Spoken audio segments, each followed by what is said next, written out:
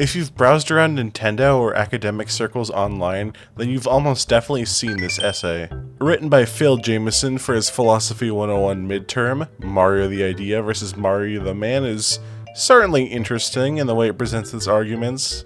It's pretty short, only consisting of 3 paragraphs, so I'll read the whole thing here. Everybody knows Mario is cool as fuck. But who knows what he's thinking? Who knows why he crushes turtles? And why do we think of him as fondly as we think of the mythical, non-existent Dr. Pepper? Perchance. I believe it was Kant who said, experience without theory is blind, but theory without experience is mere intellectual play. Mario exhibits experience by crushing turts all day, but he exhibits theory by stating, let's go, keep it up, baby. When Mario leaves his place of safety to stomp a turkey, he knows that he may die, and yet, for a man who can purchase lives with money, a life becomes a mere store of value, a tax that can be paid for, much as a rich man feels any law with a fine as a price. We think of Mario as a hero, but he's simply a 1%er of a more privileged variety, the life kind, perchance. As a soon-to-be college graduate, I absolutely adore this essay for a multitude of reasons. The grader losing their mind violating this paper alongside is just the cherry on top. It's perfect. You can see their angry scrawlings get more and more frustrated as it progresses as well, and they just get really mad at the last perchance. It's just glorious. The other aspect that makes this sloppy set of paragraphs amazing is the intense smugness of it. Phil Jameson writes as though he thinks he's the smartest guy in the room and behaves accordingly. At the same time, there's such an obvious misuse of language, structure, and argumentation. It's a masterclass in academic satire. Though, something doesn't sit right with me about this. Sure, this paper is an absolute train wreck, but even the grader admits that there are some elements about it that are fine. If I was in Phil's Philosophy 101 class and was tasked with peer-reviewing his wonderful essay, how would I go about fixing it? My goal is simply to get this paper to a state of passing, which is a C-.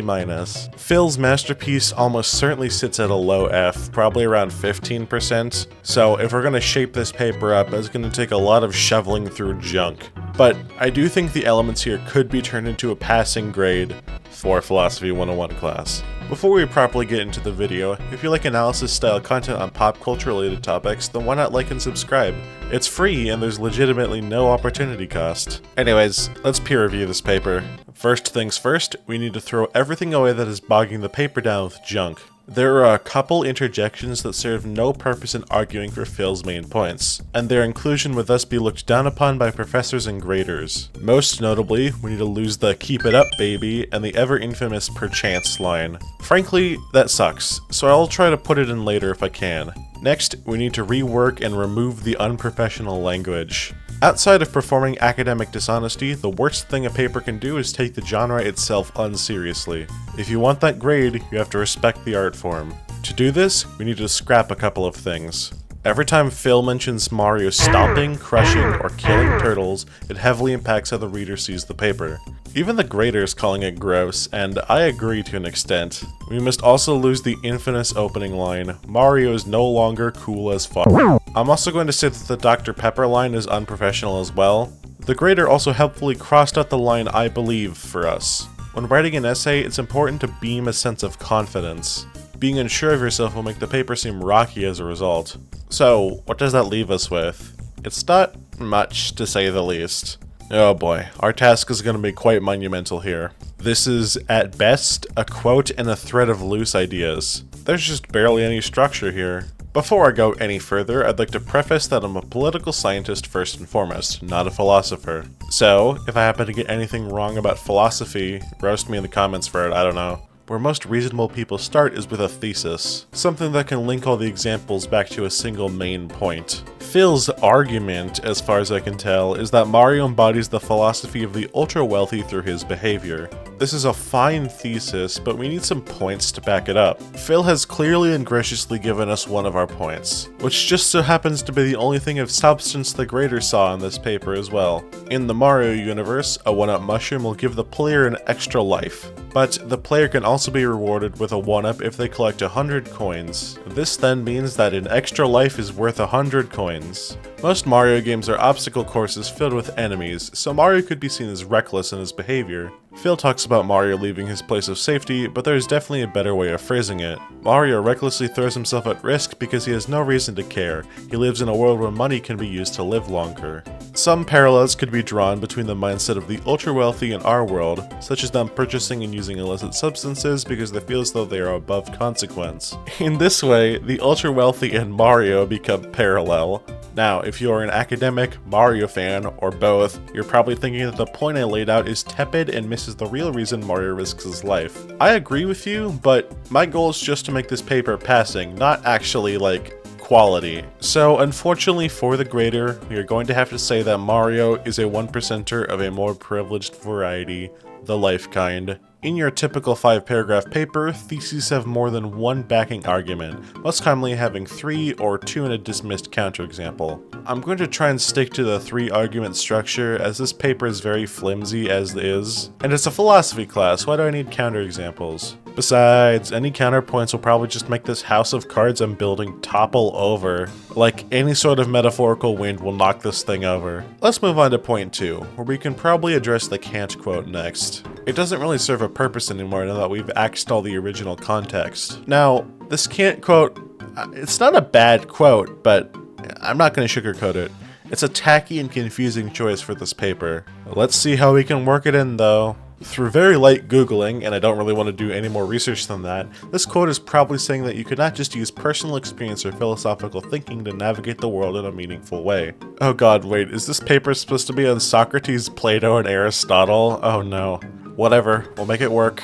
Now, I'm going to disagree with Phil here and say that Mario does not exhibit theory, he merely exhibits experience. We could argue that Mario just goes through the motions, not thinking about his reality. It's as if he's being controlled by an extra-planar entity that is making decisions for him. Because Mario can have infinite lives, we can say that Mario does not have to think about his existence, he merely just has to perform the role of Super Mario. All he's expected to do is save the day, and he does. And similarly, a rich person does not need to think about their existence, they can merely just exist without needing to consider why. Wealth builds upon wealth, there's no need to philosophically reflect on anything. So in a really backwards and messed up way, because both Mario and the rich don't have to think about their existence, they just merely function in order to survive, they are blind to the world.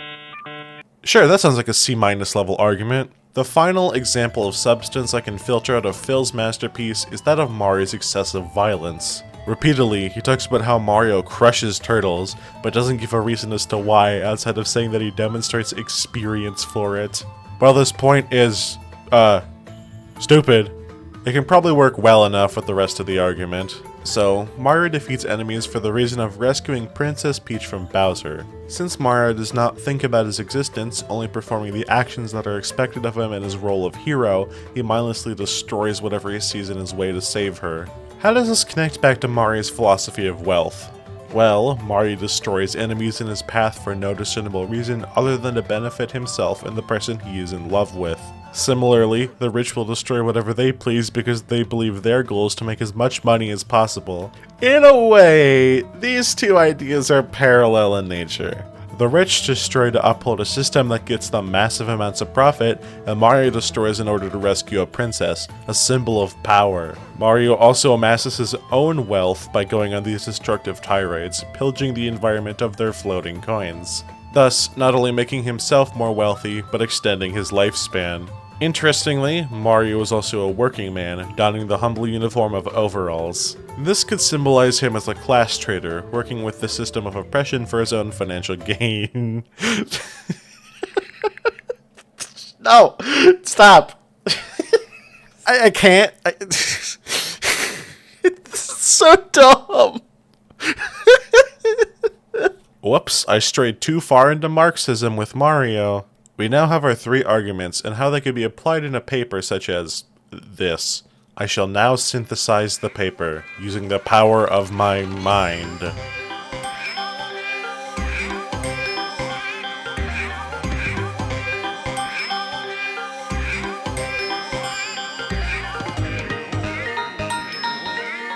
Okay, I will now read the introduction for the new, revised Mario the Idea versus Mario the Man.